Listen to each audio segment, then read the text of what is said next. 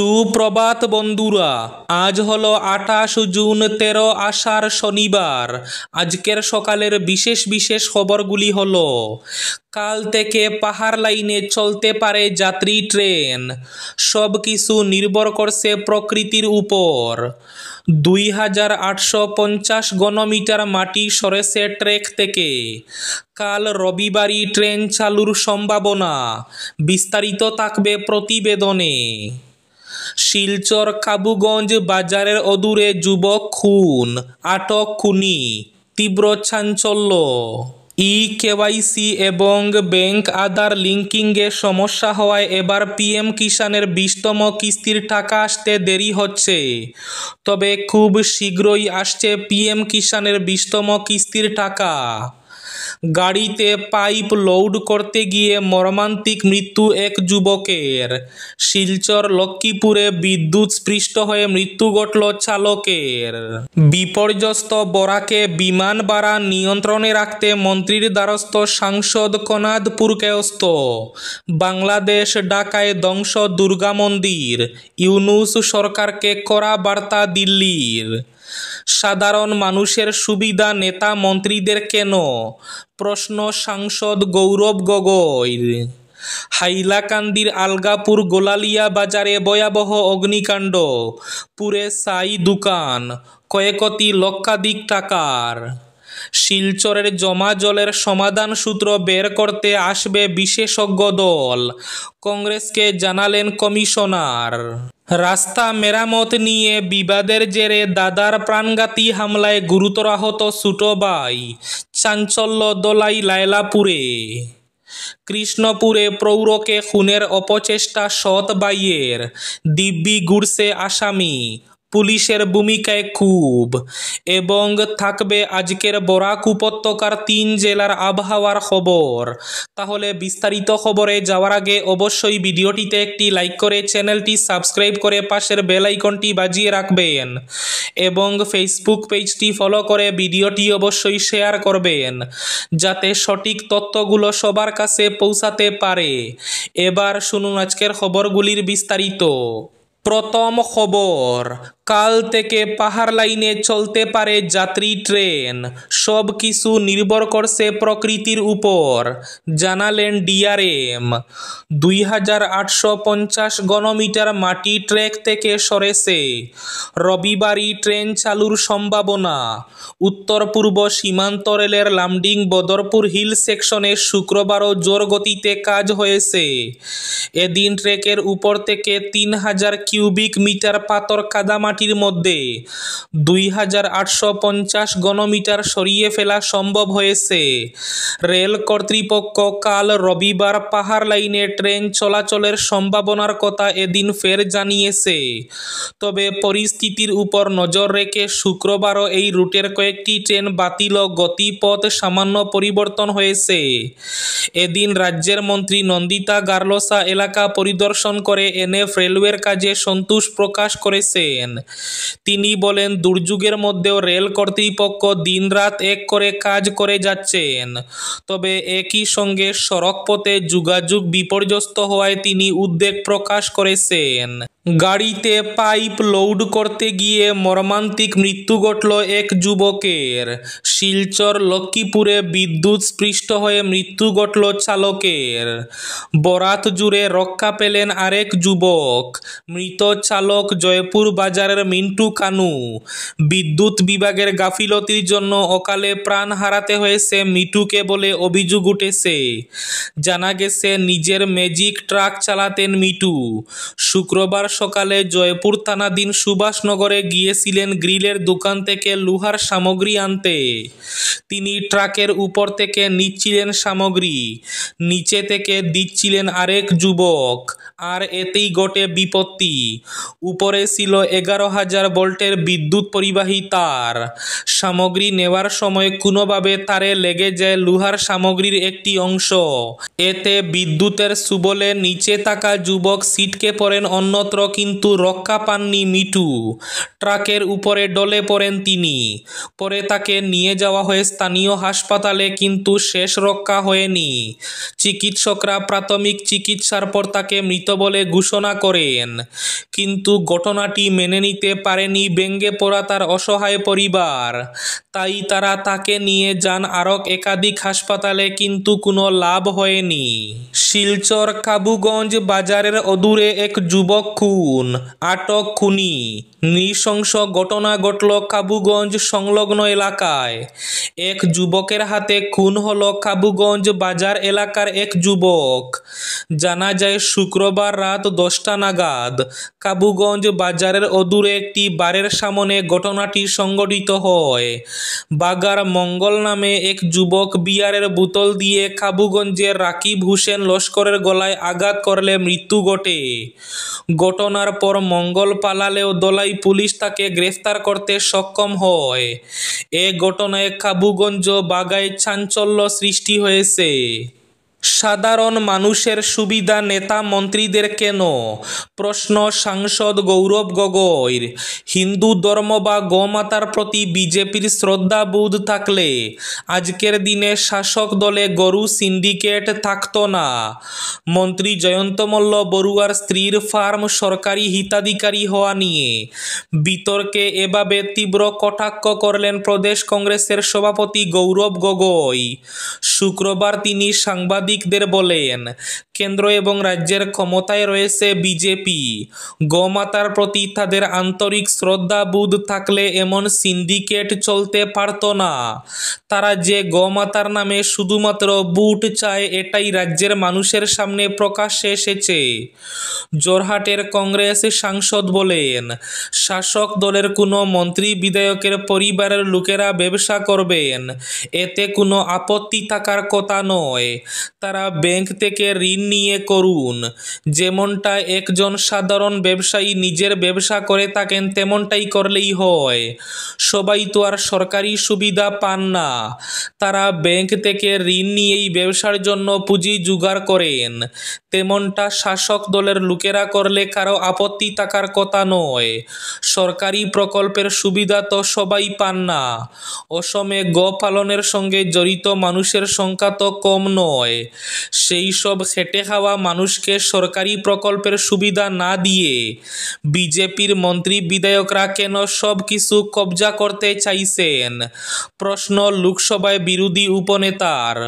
গৌরবের মন্তব্য, মুখ্যমন্ত্রী রাজ্যের মহিলাদের স্বনির্ভর করতে লাখপতি বাইদেউ প্রকল্পের কথা বলেন, অথচ যাদের বাড়িতে লক্ষ লক্ষ টাকার গহনা রয়েছে তারা যদি সরকারি প্রকল্পের 50 লক্ষ টাকার ভর্তুকি হাতিয়ে নেন তবে কি হবে? দাদার প্রাণঘাতী হামলায় গুরুতর আহত ছোট ভাই, চাঞ্চল্য দলাই লায়লাপুরে। তুচ্ছ ঘটনাকে কেন্দ্র করে বড় ভাইয়ের প্রাণঘাতীর হামলায় গুরুতর আহত হয়েছেন ছোট ভাই। ঘটনাটি ঘটেছে দলাই থানা এলাকার অসম মিজোরাম সীমান্তের লায়লাপুরে। জানা গেছে বাড়ি রাস্তা মেরামত নিয়ে বিবাদের জেরে বড় ভাই শাবল দিয়ে ছোট ভাইয়ের উপর হামলা চালান। এই ঘটনায় এলাকায় ব্যাপক চাঞ্চল্য ছড়িয়েছে। জানা গেছে বৃহস্পতিবার রাত 8টা নাগাদ জয়নাল হোসেন লস্কর নামের ছোট ভাই নিজের বাড়িতে গৃহ নির্মাণের জন্য বালুর গাড়ি নিয়ে যান। বর্ষার কারণে মাটি নরম থাকায় বালুর গাড়ি যাওয়ার সময় বাড়ির রাস্তার একটি অংশ ভেঙে যায়। এ নিয়ে জয়নাল হোসেনের বড় ভাই কুটন মিয়া লস্কর তৎক্ষণাৎ রাস্তা মেরামতের জন্য চাপ দেন। জয়নাল রবিবার ছুটির দিনে রাস্তা মেরামত করে দেবেন জানালে বড় ভাই ক্ষিপ্ত হয়ে উঠেন। অভিযোগ, কোনো কিছু বুঝে ওঠার আগে কুটন মিয়া হাতে শাবল নিয়ে জয়নাল হোসেনের দিকে তেড়ে আসেন, বরং সজোরে তার মাথায় আঘাত করেন। শাবলের আঘাতে মাটিতে লুটিয়ে পড়েন জয়নাল। এখানেই শেষ নয়। অভিযোগ উঠেছে মাটিতে লুটিয়ে পড়ার পর বড় ভাই এবং তার ভাতিজা মিলে জয়নালকে আরও মারধর করেন। এই হামলায় জয়নালের মাথায় গুরুতর আঘাত সহ একটি হাতের কয়েকটি আঙ্গুল ভেঙে গেছে বলে জানা গেছে। বাংলাদেশ ঢাকায় ধ্বংস দুর্গা মন্দির, ইউনূস সরকারকে কড়া বার্তা দিল দিল্লি।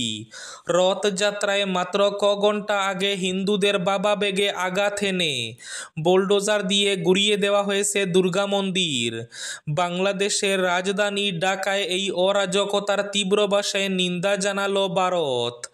ঢাকার খিলক্ষেত এলাকায় গতকাল রেললাইনের ধারে থাকা একটি অস্থায়ী দুর্গা মন্দির সরকারি ব্যবস্থাপনায় ভেঙে দেওয়া হয়। মন্দির খালি করে দেওয়ার জন্য 12 ঘণ্টার সময়সীমা বেঁধে দেওয়া হয়েছিল। উপস্থিত ভক্ত, পূজারী এবং স্থানীয়দের অশ্লীল ভাষায় গালিগালাজ ও খুনের হুমকিও দিয়েছিল। তারপরে রেলের জমিতে মন্দির গড়ে উঠেছে অভিযোগ রেল কর্তৃপক্ষ বোলডোজার এনে গোটা মন্দির সব বিগ্রহ এবং পুজোর সরঞ্জাম ধুলোয় মিশিয়ে দেয়। এবার বাংলাদেশের মোহাম্মদ ইউনূস নেতৃত্বাধীন অন্তর্বর্তী সরকারকে এ ঘটনা নিয়ে সতর্ক করল দিল্লি। দুর্গা মন্দির ভাঙ্গায় গভীর উদ্বেগ প্রকাশ করে বিদেশ মন্ত্রকের মুখপাত্র রণধীর জয়সওয়াল বলেন, এ ঘটনায় ফের একবার বাংলাদেশে বসবাসকারী হিন্দুদের সম্মান ও নিরাপত্তা চরম ধাক্কা খেয়েছে। তিনি আরও বলেন, সে দেশের অন্তর্বর্তী সরকারের দায়িত্ব হল সংখ্যালঘুদের নিরাপত্তা দেওয়া এবং ধর্মীয় স্থানগুলিকে রক্ষা করা।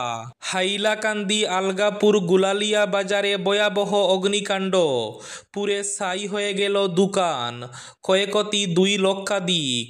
হাইলাকান্দি জেলার আলগাপুর গুলালিয়া বাজারে শুক্রবার রাত আনুমানিক 2টা নাগাদ ঘটে গেল এক ভয়াবহ অগ্নিকাণ্ড। আগুনে সম্পূর্ণভাবে ভস্মীভূত হয়ে যায় নূর আহমেদ চৌধুরীর গালামালের দোকান। স্থানীয় সূত্রে জানা গেছে, আগুনের ভয়াবহতায় একটি টুকটুকি এবং একটি পেট্রোল চালিত অটোরিকশাও পুড়ে ছাই হয়ে যায়। ঘটনায় প্রায় 2 লক্ষাধিক টাকার ক্ষয়ক্ষতি হয়েছে বলে প্রাথমিকভাবে অনুমান করা হচ্ছে। অগ্নিকাণ্ডের উৎস কিভাবে ঘটল তা এখনো পরিষ্কার নয়। তদন্ত শুরু করেছে স্থানীয় প্রশাসন ও ফায়ার সার্ভিস। কৃষ্ণপুরে প্রৌঢ়কে খুনের অপচেষ্টা সৎ ভাইয়ের, দিব্যি ঘুরছে আসামি, পুলিশের ভূমিকায় ক্ষোভ। সৎ ভাইয়ের প্রাণঘাতী হামলার শিকার হলেন 55 বছরের এক প্রৌঢ়। গত 24 জুন মঙ্গলবার রাত 8টা 45 এ ঘটনা সংঘটিত হয়। লালা থানাধীন কৃষ্ণপুর বাজার সংলগ্ন কাটলিছড়ার বিধায়ক সুজামুদ্দিন লস্করের বাড়ির সম্মুখে খুনের অপচেষ্টা চালানো হয় মোহাম্মদপুর 2য় খণ্ডের আবুল হোসেন বরভূঁইয়ার উপর। এ নিয়ে আবদুল্লাপুর পুলিশ ফাঁড়িতে এক এজাহার জমা করেছেন আক্রান্ত প্রৌঢ়ের কন্যা মেহবুবা আলম বরভূঁইয়া। জানা গেছে, ঘটনার 3 দিন পেরিয়ে গেলেও এখনো পর্যন্ত মামলা রেজিস্টার্ড করেনি পুলিশ। এজাহারের বিবরণ মতে জানা গেছে, মঙ্গলবার রাতে কৃষ্ণপুর বাজার মসজিদে এশার নামাজ আদায় করে 6 নম্বর জাতীয় সড়ক দিয়ে ঘরে ফিরছিলেন তিনি। বিধায়কের বাড়ির সম্মুখে পৌঁছাতে সৎ ভাই নজমুল হোসেন বরভূঁইয়া হঠাৎ বাইক নিয়ে সামনে এসে রাস্তা আগলে ধরে বাইক থেকে নেমে তার পেছন থেকে ধারালো অস্ত্র দিয়ে আবুল হোসেনের উপর অতর্কিতে হামলা চালায়। সৎ ভাইয়ের প্রাণঘাতী হামলা উপলব্ধি করতে পেরে তিনি তা প্রতিহত করার চেষ্টা করে বিফল হন। অন্ধকারের সুযোগে সে ভাইয়ের মাথায় উপর্যুপরি কোপ বসিয়ে দিয়ে দ্রুত পালিয়ে যায়। আজকের বরাক উপত্যকার 3 জেলার আবহাওয়ার খবর। আজও বরাক উপত্যকার 3 জেলার আকাশ ফরসা থাকার পূর্বাভাস। শিলচর কাছাড়ে আজ সর্বোচ্চ তাপমাত্রা থাকবে 35 ডিগ্রি সেলসিয়াস এবং সর্বনিম্ন তাপমাত্রা থাকবে 26 ডিগ্রি সেলসিয়াস। শ্রীভূমি জেলায় আজ সর্বোচ্চ তাপমাত্রা থাকবে 35 ডিগ্রি সেলসিয়াস এবং সর্বনিম্ন তাপমাত্রা থাকবে 25 ডিগ্রি সেলসিয়াস। হাইলাকান্দি জেলায় আজ সর্বোচ্চ তাপমাত্রা থাকবে 35 ডিগ্রি সেলসিয়াস এবং সর্বনিম্ন তাপমাত্রা থাকবে 25 ডিগ্রি সেলসিয়াস। এবার শেষ খবরটি। বিপর্যস্ত বরাকে বিমান ভাড়া নিয়ন্ত্রণে রাখতে মন্ত্রীর দ্বারস্থ সাংসদ কনাদ পুরকায়স্থ। গত এক সপ্তাহ ধরে রেল এবং সড়কপথে দক্ষিণ অসম তথা বরাক উপত্যকার যোগাযোগ ব্যবস্থা দেশের অন্য প্রান্ত থেকে বিচ্ছিন্ন হওয়ার পরিপ্রেক্ষিতে বিমান ভাড়া লাফিয়ে লাফিয়ে বাড়ছে। এক সপ্তাহ ধরে ভূমিস্খলনের ফলে রেল এবং সড়কপথে রাজধানী তথা দেশের অন্য প্রান্তের সঙ্গে যোগাযোগে বিমান ছাড়া আর কোনো বিকল্প পথ নেই বরাকবাসীর সামনে। এই প্রেক্ষাপটে জরুরি ভিত্তিতে যারা গৌহাটি বা দেশের অন্য শহরে যেতে চান তারা বিশাল অঙ্কের টাকা দিয়ে বিমানের টিকিট সংগ্রহ করতে হচ্ছে। এটা অত্যন্ত উদ্বেগের বিষয় যে সাধারণ মানুষ খুব কম জরুরি কাজ ছাড়া বিমান ব্যবহার করেন না, কিন্তু গুরুত্বপূর্ণ কাজ ও অসুস্থতার ব্যাপারে দেশের অন্যত্র যেতে হলে বরাক উপত্যকার মানুষের এখন একমাত্র ভরসা বিমান। এরই মধ্যে এয়ার ইন্ডিয়া তাদের পরিষেবা বন্ধ করে দিয়েছে, ফলে সার্বিকভাবে বরাক উপত্যকার মানুষ ভয়ঙ্কর সমস্যার মুখোমুখি হচ্ছেন।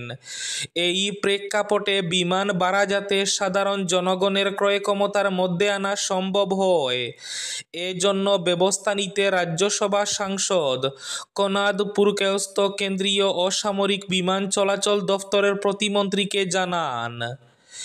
এই ছিল আজকের সকালের বিশেষ বিশেষ খবরগুলি। ভিডিওটি অবশ্যই লাইক করে শেয়ার করে দেবেন।